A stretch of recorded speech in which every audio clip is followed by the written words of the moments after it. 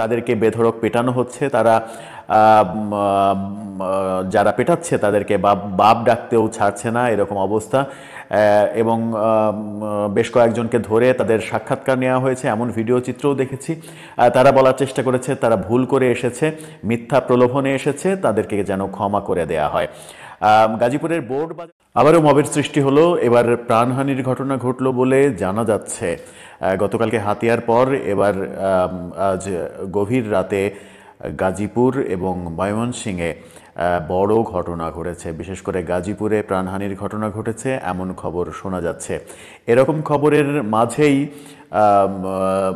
গাজীপুরকে কেন্দ্র করে পরিস্থিতি আরও উত্তপ্ত হয়ে যাচ্ছে এমনটাই মনে হচ্ছে। গাজীপুরের পরিস্থিতি কেমন হলো, ময়মনসিংহে কি হচ্ছে, সব মিলিয়েই আলোচনা করব এই ভিডিওতে। থাকবেন পলিটিক্স টিভির নিয়মিত আয়োজনে। বলছিলাম আবারও মব গাজীপুরে ভয়াবহ অবস্থা সৃষ্টি হয়েছে। সমন্বয়ক সার্জিস আলম ফেসবুকে পোস্ট করেছেন, গাজীপুরে আজকেই হবে আওয়ামী সন্ত্রাসীদের শেষ দিন, আমরা আসছি। অর্থাৎ সার্জিসরা যাচ্ছেন, তিনি রাত ৩টার পরে এই পোস্ট দিয়েছেন। তার মানে কখন নাগাদ যাবেন, সকালে যাবেন না কখন যাবেন, সেটার জন্য আমাদের অপেক্ষা করতে হবে। তারা গেলে পরিস্থিতি আবার কোন দিকে যাই সে দৃশ্যও হয়তো আমাদেরকে দেখতে হবে। আমরা সাধারণ মানুষ, আমাদের শুধু চোখ চেয়ে দেখা ছাড়া আর কিছুই করার নেই। গাজীপুরে যেটা ঘটলো, সাবেক মুক্তিযুদ্ধ মন্ত্রী আকম মোজাম্মেলের ধীরাশ্রমের বাড়িতে আক্রমণ করলো ছাত্র সমন্বয়কদের নামধারী কিছু লোকজন এবং আক্রমণ করে সেই বাড়ি ভাঙচুর করলো। ঠিক সেই সময় এলাকার লোকজন জড়ো হয়ে, আত্মীয় স্বজন, এলাকার লোকজন, আওয়ামী লীগের লোকজন জড়ো হয়ে আক্রমণকারীদের অনেককে ধরে বেধড়ক পিটিয়েছে এবং শেষ পর্যন্ত শোনা যাচ্ছে তাদের মধ্যে অন্তত ৩ জনের প্রাণহানির ঘটনা ঘটেছে। বিভিন্ন ভিডিও ফুটেজে 2 জনের নিথর দেহ দেখা গেছে, এরকম দৃশ্য আমরা দেখেছি। তাদেরকে বেধড়ক পেটানো হচ্ছে। তারা যারা পেটাচ্ছে তাদেরকে বাপ ডাকতেও ছাড়ছে না, এরকম অবস্থা।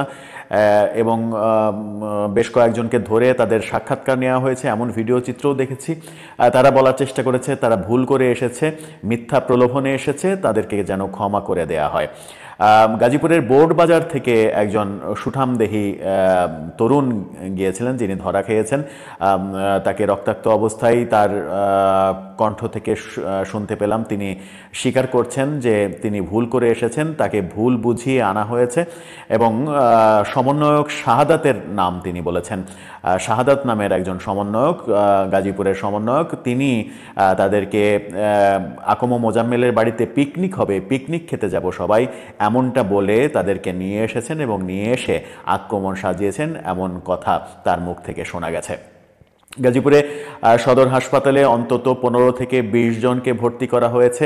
সেনাবাহিনী, অসংখ্য সেনাবাহিনী সেখানে আহতদের উদ্ধার কাজে তাদেরকে লিপ্ত থাকতে দেখা গেছে। সেনাবাহিনী ব্যাপারটা যেন না বাড়ে সেই চেষ্টা করেছেন।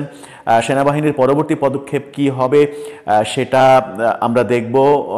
কিন্তু গাজীপুরে যে ঘটনাটা ঘটল, মবের ধারাবাহিকতায়, 32 নম্বর ভাঙার ধারাবাহিকতায় গাজীপুরে আওয়ামী লীগের সাবেক মন্ত্রী আকম মোজাম্মেলের বাড়িতে হামলা করা হলো। গাজীপুরে আকম মোজাম্মেলের যে প্রভাব, সেই প্রভাব হয়তো ছাত্র সমন্বয়করা টের পায়নি, যার কারণে তাদেরকে এরকম বিপদে পড়তে হয়েছে। তারা যখন বেধড়ক পিটুনি খেয়েছে তখন সার্জিস আলম ফেসবুকে পোস্ট দিলেন যে আজকেই আওয়ামী সন্ত্রাসীদের শেষ দিন হবে, আমরা আসছি। তারা যাবেন, তারা গিয়ে আবার নতুন কি পরিস্থিতি তৈরি করবেন সেটা দেখার অপেক্ষায় আমরা। তবে দেশ কি ক্রমেই গৃহযুদ্ধের দিকে যাচ্ছে কিনা সেই প্রশ্ন কিন্তু উঠে যাচ্ছে। গাজীপুরে আকম মোজাম্মেলের বাড়িতে যে ঘটনা, ভয়ানক ঘটনা, আজকে সারা রাত এই ঘটনা সবাইকে জাগিয়ে রেখেছে। সামাজিক যোগাযোগ মাধ্যমে একের পর এক ছবি, ভিডিও ফুটেজ আসছে নানা মাধ্যমে, বিভিন্ন জন বিভিন্ন রকমের আলোচনা করছেন। বৈষম্য বিরোধী ছাত্রদের মাঝেও নানা রকমের আলোচনা হচ্ছে। এই ভিডিওটা যখন করছি রাত 4:15টার দিকে, তখন পর্যন্ত এই ব্যাপারে সার্জিস আলমের পোস্টই আমার চোখে পড়েছে। অন্য সমন্বয়ক কিংবা উপদেষ্টাদের পোস্ট এখন পর্যন্ত চোখে পড়েনি। হয়তো তারা সময় নিচ্ছেন কিংবা তারা হয়তো সার্জিসের মতো এত আবেগপ্রবণ হয়ে পোস্ট দিতে চাননি। 32 নম্বরে যে হামলার ঘটনা ঘটলো এবং তার ধারাবাহিকতায় সারা দেশে যে হামলার ঘটনা ঘটল সেটাকে যদি নিয়ন্ত্রণ করা যেত তাহলে আজকের এই ঘটনা ঘটতো না বলে অনেকে মনে করছেন, অনেকে লেখালেখি শুরু করেছেন। কারণ 32 নম্বরে যে মব তৈরি করা হয়েছে সেই মবকে সরকার প্রশ্রয় দিয়েছে, সরকারের প্রশ্রয়ে সেই মব হয়েছে। সেখানে বুলডোজার এসেছে, সরকারি কোনো একজন কর্মকর্তা সেই বুলডোজার সাপ্লাই দিয়েছেন বলে এই মবের যিনি ডাক দিয়েছিলেন তিনি স্বীকার করেছেন। সেরকম অবস্থায় মব যখন সরকারের ঠেকানো উচিত, সরকার যখন ঠেকাতে পারেনি, সরকার প্রথম যে বিবৃতি দিয়েছিল সেই বিবৃতিও এই মবের পক্ষে চলে গিয়েছিল। পরবর্তীতে অবশ্য সরকারের বিবৃতি পাল্টে গেছে। সেই মবকে যদি ঠেকানো হতো, সেখানে যদি আইনশৃঙ্খলা বাহিনী যথাসময়ে যেত, গাজীপুরে ছাত্র সমন্বয়করা আহত হওয়ার পরে আইনশৃঙ্খলা বাহিনীর যে তৎপরতা দেখা গেছে সেই তৎপরতা যদি 32 নম্বরে দেখা যেত তাহলে 32 নম্বরের এত বড় কাণ্ডটা ঘটতো না এবং সারা দেশে এই মব বিস্তৃত হতো না।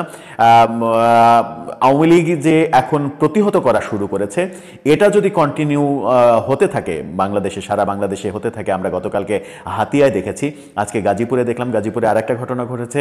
গাজীপুরে গ্রামীণ ফোনের অফিসে হামলা করা হয়েছে, সেখানে কর্মকর্তা কর্মচারীদের বের হতে দেওয়া হয়নি এবং সেটাও আওয়ামী লীগের কর্মকাণ্ড বলে মনে করা হচ্ছে। এই গাজীপুরের আলোচনাটা যখন হচ্ছে ঠিক সেই সময়ে খবর আসে ময়মনসিংহেও এরকম একটা ঘটনা ঘটেছে। আক্রমণ করতে গিয়ে জনতার রোষানলে পড়েছে ছাত্র সমন্বয়করা এবং তাদেরকে বেধড়ক পিটুনি দেওয়া হয়েছে। ময়মনসিংহের ঘটনাটা এখন পর্যন্ত অতটা পরিষ্কার করে বলতে পারছি না, কিন্তু গাজীপুরের ঘটনাটাতে অন্তত 15 থেকে 20 জন আহত হয়ে হাসপাতালে ভর্তি হয়েছেন, সেই খবরটা নিশ্চিত করেই বলা যায়। সেই খবর বিভিন্ন সোর্সে আসছে, গণমাধ্যমেও খবর হচ্ছে, যেহেতু ছাত্র সমন্বয়করা মার খেয়েছেন এবং তাদেরকে যেভাবে যে ভিডিও ফুটেজগুলো 2-3টা চোখে পড়েছে, স্থানীয়ভাবে যারা রেকর্ড করেছেন ফেসবুকে দিয়েছেন, এরকম ভিডিও যেগুলো চোখে পড়েছে তাতে তাদেরকে বেধড়ক অমানবিকভাবেই পেটানো হয়েছে এবং তাদেরকে বলতেও শোনা গেছে যে গাজীপুর হচ্ছে আকম মোজাম্মেল এবং আহসানুল্লাহ মাস্টার এই দুইজনের ভূমি, এই দুইজনের যে আধিপত্য, সেই গাজীপুরে এত বড় সাহস যে সেই গাজীপুরে আকম মোজাম্মেলের বাড়িতে হামলা করতে এসেছে। গাজীপুরে এই ঘটনা যখন ঘটল, আকম মোজাম্মেল হকের বাড়িতে আক্রমণের প্রতিরোধ গড়ে তোলা হলো এবং বেধড়ক পিটুনি দেওয়া হলো ছাত্র সমন্বয়কদের। এই ঘটনা যখন ঘটল তখন সারাদিন কিন্তু একটা ব্যাপার খুবই আলোচিত হয়েছে, সেটা হচ্ছে গাজীপুরের সাবেক মেয়র জাহাঙ্গীর আলম, তিনি তার একটা অডিও রেকর্ড ফাঁস হয়েছে যেখানে তিনি একটি জুম মিটিংয়ে সম্ভবত কথাগুলো বলছিলেন, যেখানে তার মুখ থেকে শোনা গেছে যে আর বসে থাকার সময় নেই, এখন হচ্ছে প্রতিশোধের সময়, এখন আর বসে থাকা যাবে না। আমরা যদি ঠিকভাবে ঘুমাতে না পারি, আমরা যদি ঠিক না থাকি, তাহলে রাজধানীবাসীরও ঘুম আসবে না, রাজধানীবাসীর ঘুম হারাম হয়ে যাবে। এমন কথা কিন্তু জাহাঙ্গীর আলমকে বলতে শোনা গেছে। জাহাঙ্গীর আলমের 5 মিনিট 5.5 মিনিটের সেই অডিও ক্লিপে পুরোপুরি নেতাকর্মীদের উত্তেজিত করার মতো সংলাপ তার মুখ থেকে শোনা গেছে এবং অনেকে আবার মনে করছেন যে গাজীপুরে যে ঘটনাটা ঘটলো সেটা জাহাঙ্গীর আলমের সেই অডিও ফাঁসের যে উপলক্ষ, সেই উপলক্ষে সেটাকে কেন্দ্র করে সেটাতে উজ্জীবিত হয়ে আওয়ামী লীগের নেতাকর্মীরা এই ঘটনা ঘটালো কিনা সেটাও কিন্তু একটা বড় ব্যাপার। যাই হোক দর্শক, শেষ পর্যন্ত গাজীপুরে যে ঘটনাগুলো ঘটেছে এই ঘটনা সারা দেশব্যাপী যেন বিস্তৃত না হয় তার জন্য এখনো সময়। আক্রমণ, প্রতি আক্রমণ, পাল্টা আক্রমণ, এর থেকে জাতিকে মুক্তি দিতে হবে। ফেসবুকে স্ট্যাটাস দিয়ে কোথাও আক্রমণ, এই মব কালচার থেকে আমাদের বের হয়ে আসতে হবে, তা না হলে গৃহযুদ্ধ আসন্ন, আর সেই গৃহযুদ্ধের মধ্যে আমাদের জীবন আশফাস করবে। দর্শক, আপনার কি মনে হয় শেষ পর্যন্ত কি কারণে গাজীপুরে এই ঘটনাটা ঘটলো, যেটা ধারাবাহিকতা আমরা দেখলাম যে প্রথমে হাতিয়া, এরপরে গাজীপুর, তারপরে আবার গাজীপুরের সূত্র ধরে ময়মনসিংহ, একের পর এক ঘটনা ঘটছে। কি উদ্দেশ্যে, কোন কারণে এই ঘটনাগুলো ঘটছে, আপনার মতামত জানিয়ে লিখতে পারেন আমাদের কমেন্ট বক্সে।